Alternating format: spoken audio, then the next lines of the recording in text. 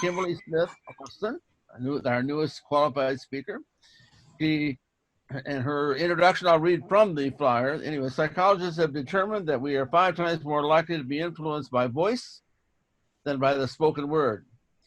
Vocal variety refers to a variety of varying your voice quality through tone, pitch, pace, and volume.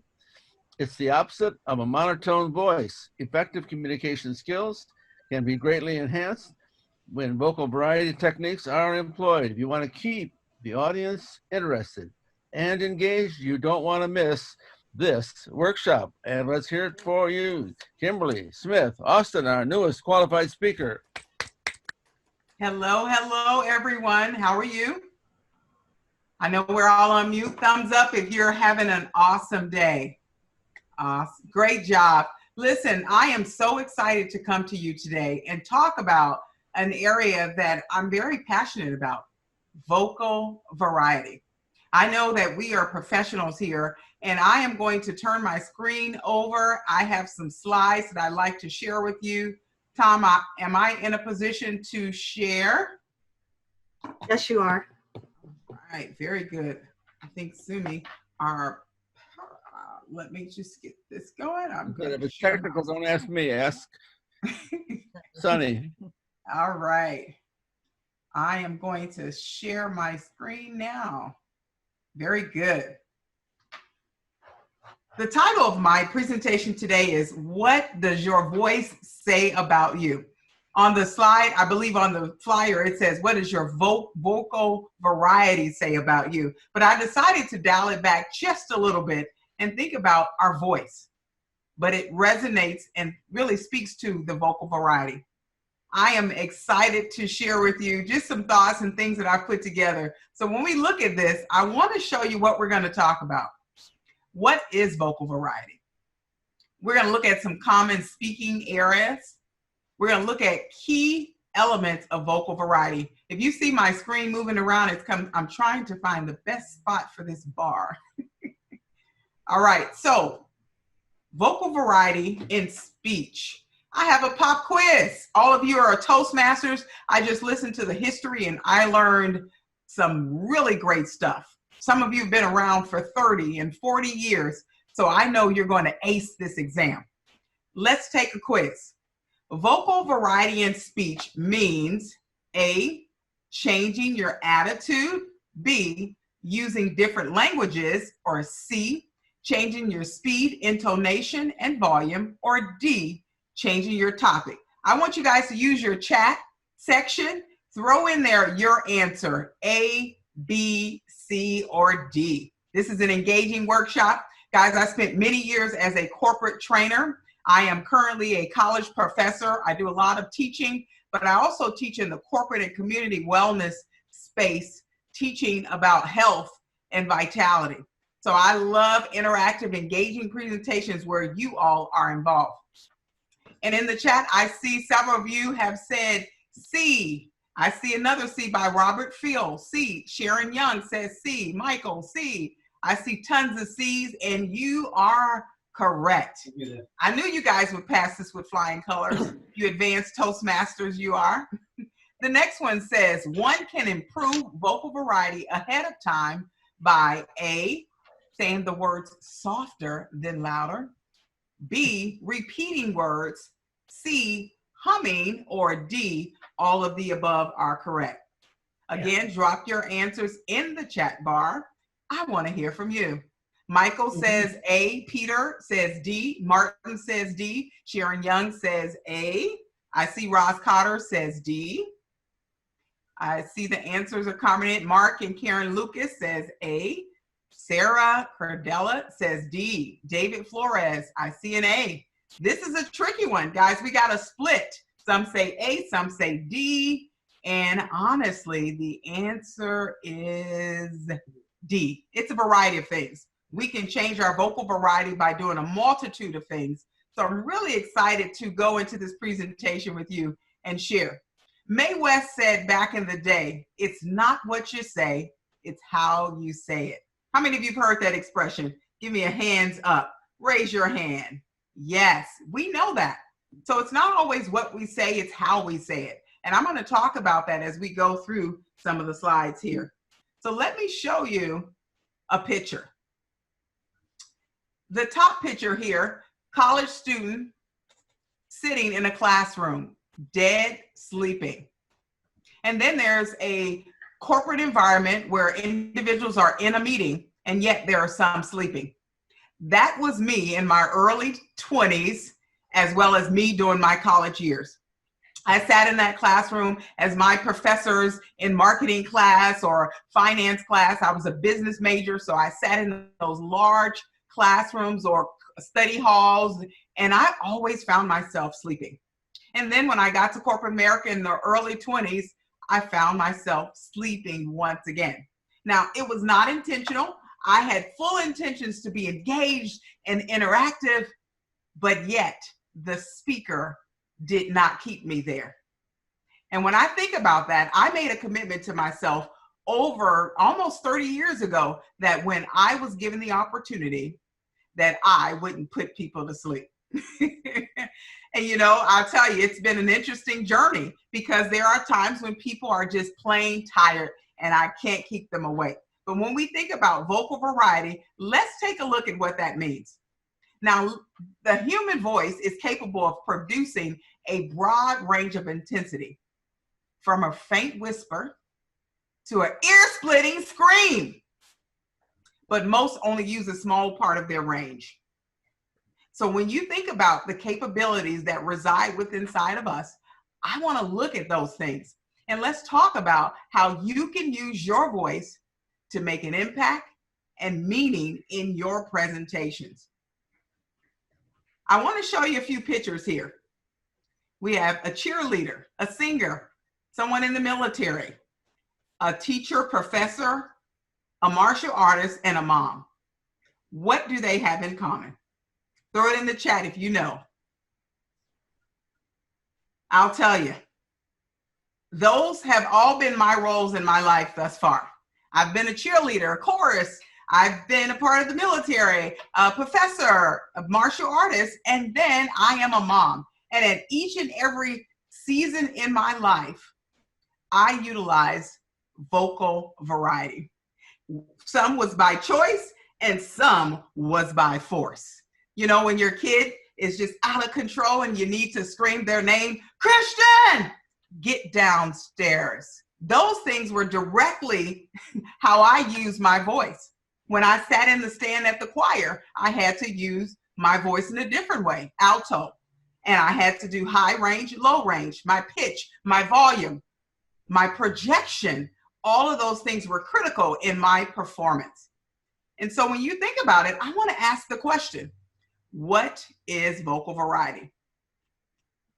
Well, what I did, I went to Toastmasters and I want to look at what their definition was. And it says the way you use your voice to add meaning and create interest to your message.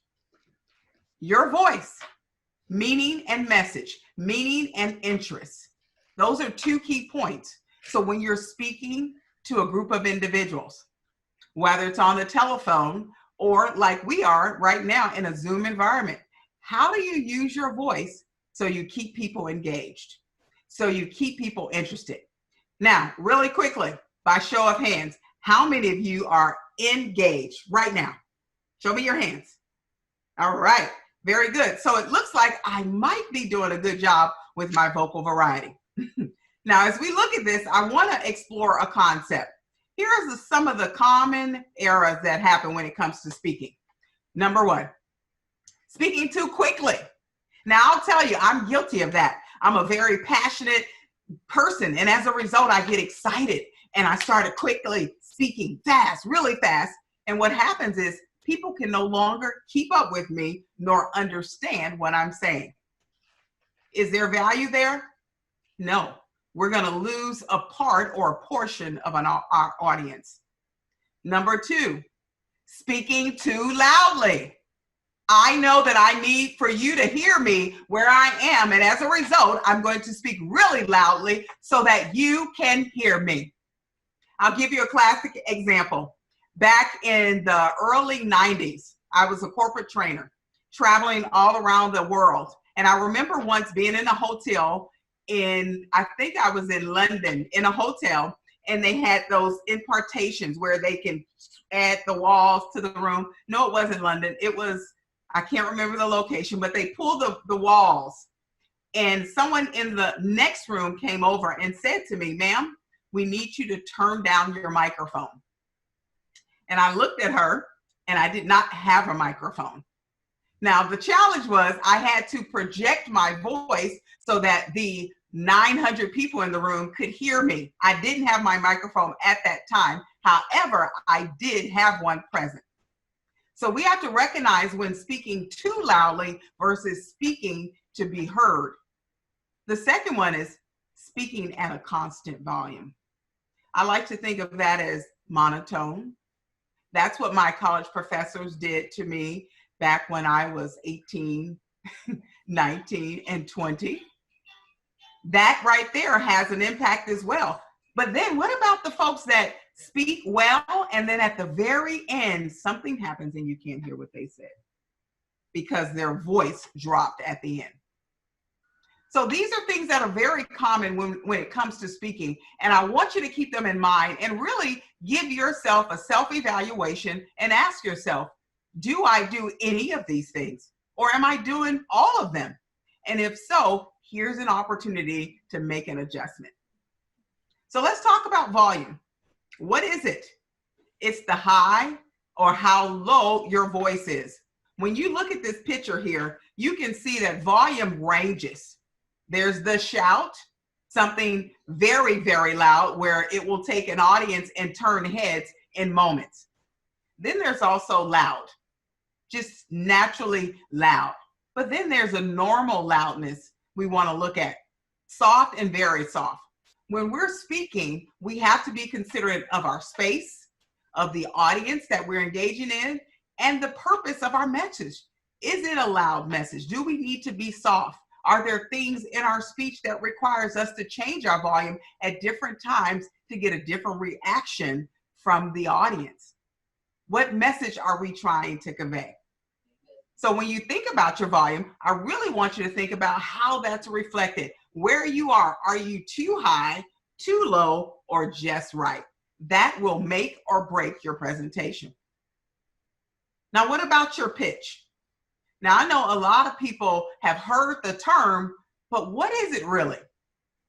Here it says how quickly or slowly you speak. Now, that's interesting because when you think about the pitch, and let me correct that, that should be pace. Somehow that was on the wrong slide. That is actually pace, not pitch. Pace is how quickly or how slowly you speak. Forgive my error here. I must have duplicated a slide. So when we think about the pace, am I too slow? Now, if you're speaking too slowly, how will it impact your audience? Will you keep them engaged? Will you keep them into your message, or will you lose them? And like the other side, if you're too quickly, if you're talking too fast and they can't understand what you're saying, are they going to pay attention, or are they just going to tune out? See, we have to think about these things when we come before an audience. We want them to get the best experience possible. So we have to look at those things. The next one is pace. See, I got it on the right slide. I messed up pitch. Forgive me, y'all. And pace, again, going back to that other one. But when we think about pitch, it's talking about the highs and lows. I'm going to skip because I know I have it on the next slide. What about the pause? What is it? How effective is the pause? Number one, it's that moment of silence when you have an opportunity to make an impact. Sometimes we just have to pause for a second. If you're telling a story and there's a moment, a defining moment, a moment of truth, a moment that has a huge boom, maybe you stop. Take a look at your audience. Engage them for a moment, eye to eye, and let that pause work to your advantage. And then there's projection. And I love this one because this speaks to the strength of speaking where the voice is loud and clear. Now, one of the things that you saw in my example before is I've sat in roles where voice projection was really important. When I was a cheerleader, it was really important that my voice was able to project throughout that football field when I was cheering. Or maybe as a choir singer, I wanted to get into the audience at that church so they can hear the voice, the words that were coming out. And then, of course, it just depends on where you are and the audience in which you're speaking. Your projection is really critical. And I'll tell you, it will have an impact on how your audience receives you and how they perceive your message. Now, what about the intonation? What is that? The rise and fall of the voice. And I think this picture does a really great example. Our tone. And I think of the quote that Mae West said, it's not about what you say, it's about how you say it. And I think about that all the time. I have a 13-year-old son, and I am constantly saying to him, when I give him responsibilities or he's doing chores, he has a great response, but sometimes that tone that he comes back with is not acceptable to me. And I go, I don't like your tone, young man. And that's exactly what it is. I can say to him, come here, son. Or I can say, come here, son. That's a huge difference. And we want to think about how, when we're given a speech or a presentation, how we use our tone, our pace, our pitch, all those different things to impact what we're saying and how we're saying it. Because it will take our message and package it together beautifully, or it can destroy the whole piece. Vocal variety is essential when it comes to speaking. If we can find a happy place, a happy marriage, we're going to keep our audience engaged. Now, as I think about those points that I've given, pace, pitch, you're thinking about your intonation and all those different things, I've heard a lot of soft-spoken speakers that said to me, I don't know how to improve. How do I use those tips that you've given me, those 6 things, and I put it into action so that I can be a more well-received speaker? Well, let me tell you, here's just a few tips, and not everything, but just a few that can enhance your experience. Number 1, give yourself permission to speak louder. Sometimes this thing called fear, being afraid of what someone thinks or not sure, the lack of confidence, or the lack of the material, knowing your material, will cause you to hold back. Or maybe you're just a soft-spoken person. But I want to say today, I want to ask you to give yourself permission to speak louder. Now, you don't have to do it in every setting, but when you're standing before a group of individuals, an audience, on the stage, mic in hand, give yourself permission to speak a little bit louder. And then number 2 is speak from the diaphragm. Now, we all have them, but the question is, do we all use them? And I'll tell you, in my roles as a singer, martial artist, and currently active runner, and a number of other things, yoga, all these different things require me to breathe from the diaphragm, to get a deep breath. And so I want to challenge you guys for just one moment. Put your hand on your stomach. Put your hand on your stomach really quickly, right there. And I want you to take a breath. But when you take the breath in, I want you to, your stomach should go out. Breath in, stomach out. So on the count of 3, 1, 2, 3. Now blow it out, right? There's certain ways that we can actually access our diaphragm. If you look at this picture, inhalation versus exhalation, you have to know how to, again, breathe in, stomach goes out. Most people do the opposite. Stomach goes in when they breathe. We want to access that diaphragm so that we can get the most. And that's not just for the soft-spoken speaker. That's for everyone. If you can tap into that deep breathing, you can change the way you speak. You can change your vocal variety. You can have an impact. Now, what about folks like me, the loudspeaker, the one who's always on 10, who always have volume. Well, what I say to you and to myself personally is we have to learn how to modulate your speak volume for contrast. I can't always speak at the same volume because when I do, I start losing people. Although I can keep their ear because I'm loud, but sometimes I need to be able to have some inflections in my voice. I need to have some highs and lows. I need to have soft. I need to have a different pitch so that I can keep my audience engaged. I need those pauses so they will continue to watch and wonder what's next. But if I'm constantly speaking at the same pace, the same tone all the time, they will not appreciate the volume. They will not necessarily appreciate what I have to bring to the table. So regardless if you're a loudspeaker or a soft speaker, there's always room for improvement. And by simply putting that vocal variety into your speech, you can make a difference. Think about that. What area can you make an improvement on? Is it your pitch, pace, pause, intonation? Think about how you can make a difference. And right here, I put a slide up that says a good speech needs light and shade. And what I mean by that is it needs all the things that we've incorporated today. It needs the high, the low, the ups, the downs, the pause to make impact and effect on the people that we have been privileged to speak to. So as you prepare your next speech, I want you to think about what you can include and how you can change a few things to have a greater impact. Here's a quote. As variety is the spice of life in food, so is it in speaking. Change it up, but most of all, don't overdo it. So with that, I am so excited to say, use your voice as your tool, as your instrument, so that you can have a great impact for the people that you are serving here, now, and for years to come.